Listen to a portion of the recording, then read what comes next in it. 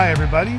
This is The Shot Clock. He's Kent, I'm Mark, and today we're going to talk NFL free agency because it's a new year in the NFL. Let's start the clock. Kent, a lot of Cardinal news we expect to be finalized today, comings and goings. Let's start with the stayings, I think, with Chandler Jones. Yeah, apparently they've worked out a long-term deal with Chandler Jones. It isn't done yet. 5 years, it's going to be huge amounts of money, similar to what Olivier Vernon signed with the Giants last year. Probably about $40 million, totally guaranteed. Shows what a pass rusher is worth in the NFL.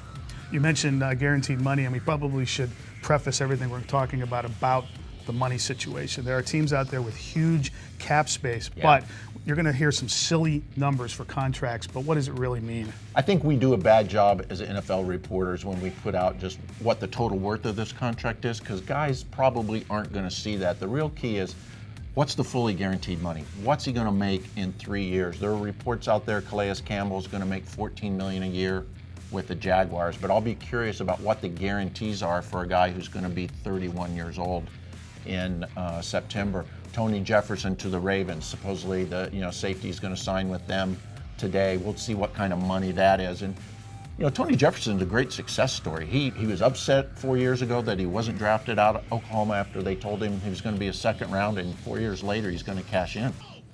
The last thing we want to talk about was New England Patriots. It's always interesting to try to deal with them, but they may be making some news today. Yeah, there's rumors that they're offering Malcolm Butler, or talking at least Malcolm Butler, to the Saints for receiver Brandon Cooks. And anytime anybody deals with the Patriots and you want to trade, they automatically think, what's wrong with that guy? Why are they getting rid of him?